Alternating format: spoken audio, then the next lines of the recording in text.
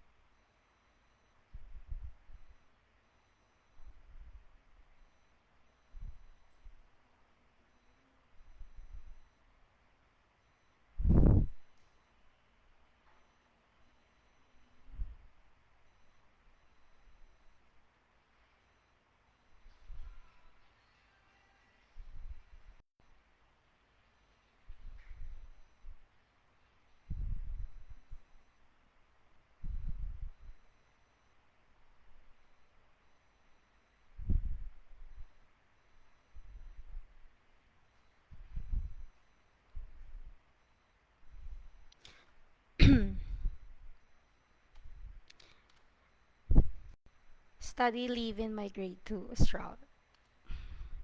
Why Australia? So we have four factors why you should consider migrating to Australia. Number one, Australia is listed in best country to live, better job prospect, healthier food, and listed one of the highest salaries. So all the best aspect of Australia. And Australia is listed in number three country with the highest average salaries. Number seven, best country in the world. Number nine, best country to raise a family. Number 27, safest country in the world. Here, navigating the top paying IT careers in Australia for 2024.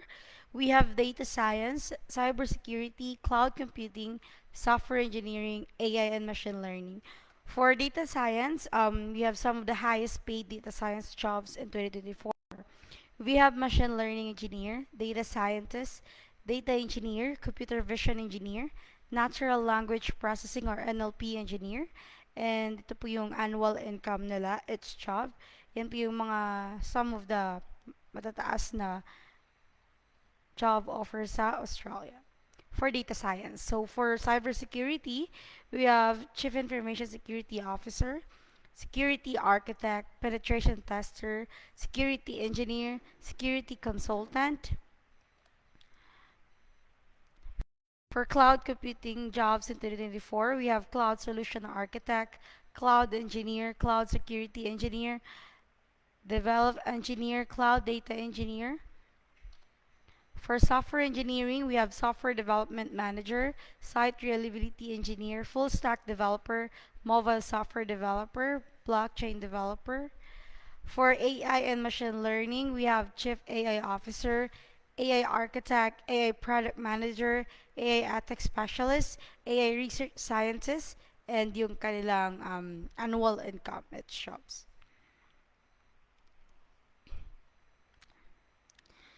How to find and apply for a job. So don't worry, less hassle because we have sick.com. We have www.sick.com.au can help us to find a job that suits for our visa, like a student visa holder. So tutulungan po tayo ng sick.com. Dito po tayo maghahanap ng work na fit po as a student visa holder. Like example, lalagay natin dito yung keyword, any classification, then kung saang place po kayo located, like Paramata, then just gonna enter the sick.com. Then, pwede na po kayong maghanap ng work doon na fit as a student visa holder. So, once nakakahanap na po kayo ng work, pwede po kayong mag-apply sa linkedin.com or www.linkedin.com because linkedin.com can help us para mag-apply ng trabaho na hindi na po kailangan natin pumunta sa agency, admin, or company, or yung workplace mismo. Just sa tulong ng www.linkedin.com, pwede na po tayo mag-apply dito ng trabaho.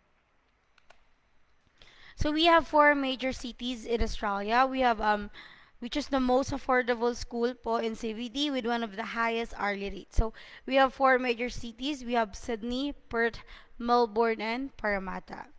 As of now, we have affiliated schools sa Parramatta na may benefits po na no show money and no IELTS for July intake. So, if interested po kayo for affiliated school namin sa Parramatta, just drop down your full name and number, then after the seminar, tatawagan pa kayo ng aming team. So what are the benefits of an Australian student visa? First, study at any university in Australia. Second, travel in and out of Australia as necessary. 3. Work part-time during your course of study for up to 20 hours every week.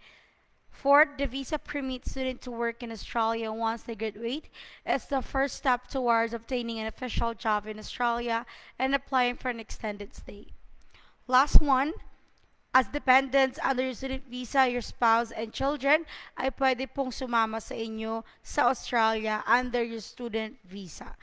Pag may anak po kayo, live-in partner, long-term boyfriend, fiancé, or husband, pwede nyo po sila isama under your student visa holder. So here, just an example of part-time jobs for international student in Australia. You can apply as a barista, bartender, server, hotel and hotel job, fruit picking.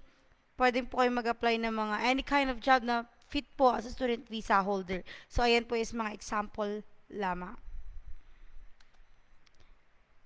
Here, unlimited work rights. Last year, June 30, 2023, nag-end po ang unlimited work rights. Sana this year, June, magbaba ulit ang Australian government ng unlimited work rights dahil sobrang laking tulong po nito sa isang student visa holder na magkaroon ng unlimited work rights.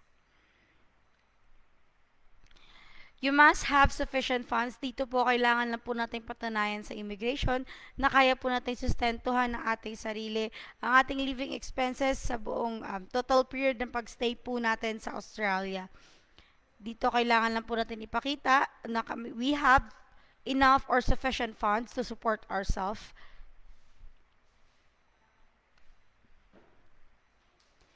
What are the typical reason of rejection? So first is for ating yung health declaration. So once you have blood disorder, cancer, heart disease, hepatitis B, C, or liver disease, HIV infection including AIDS, kidney disease including dialysis, mental illness, pregnancy, respiratory disease that has required hospital admission or oxygen therapy. Once you have this kind of sickness, pwede pa tayo ma-auto-denied or auto-reject ng immigration.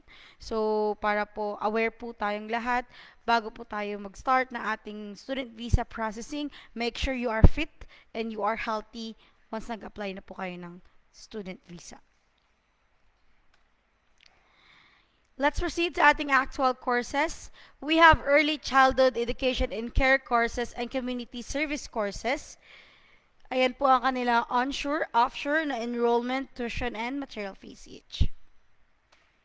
For management courses, information technology courses, automotive courses, ayan din po yung enrollment, tuition, material fees, onshore and offshore. Trade courses, engineering course, hospitality courses, ayan din po yung enrollment, tuition, and material fees. Yung course start date naman po natin is this year. Nag-end na po tayo last week ng April. So this we have two remaining intakes available, which is July and October. July 15 and October 8. So pag gusto niyo po mag-start ng July, dapat this month is mag-process na po kayo. So maaga po kayo mag-grant. For July, may benefits po ang aming affiliated school sa Parramatta, which is no show money and no IELTS needed. Let's proceed sa ating summary of fees. Estimated only, so add 10% buffer. Yung i-mention ko po na kasama po sa magagastos nyo po is tuition fee, enrollment fee, material fee, visa application fee, medical fee, OSHC or 1-year single applicant, biometrics, is overall na magagastos nyo is 253,550 pesos. Estimated lang po yan and labas na po yung inyong plane ticket, accommodation, and other expenses. How to earn 1 million pesos in just 5 months. So if you work 40 hours a week at $35 an hour, you will be paid 1,400 AUD per week. So sa 5 months nyo po sa 5 months nyo pong nagwo-work as a student visa holder sa Australia, you earn 28,000 AUD. In peso, it's 1 million pesos. As a single applicant. So as a couple, you earn 2 million pesos in just 5 months as a couple, because if a couple work 40 hours a week at $35 an hour, they will be paid 1,400 AUD per week each. So together, you make 2,800 AUD per week. In peso, in just 5 months, it's 56,000 AUD. In peso, it's 2 million pesos. So, as a couple po iyon. If you have long-term boyfriend, fiancé, husband, live-in partner. Pwede po sumama ang ating partner under our student visa holder. Magkakaroon po siya ng full-time work permit.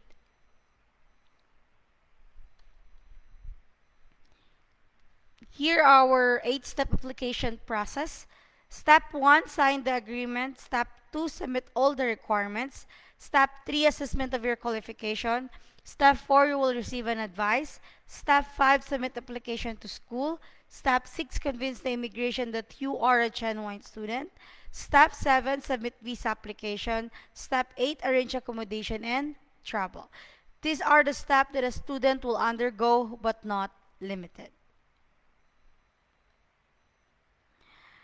Fill up the PDF form agreement, school enrollment form, submit all the required document, pay the enrollment fee directly to school, pay the tuition fee, and apply for a visa immigration. These are stages for this. The initial are stated below to get you started.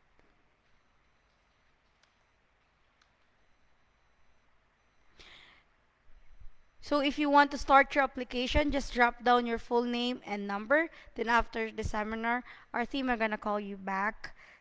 And if gusto niyo po set up ng appointment for face-to-face consultation dito sa office, same procedure, just drop down your full name and number. Then after this seminar, tatawagan po kayo ng aming team. Our office is located at AIC Burgundy Empire Tower, room 1414, Ortigas at the back of Robinson Galleria.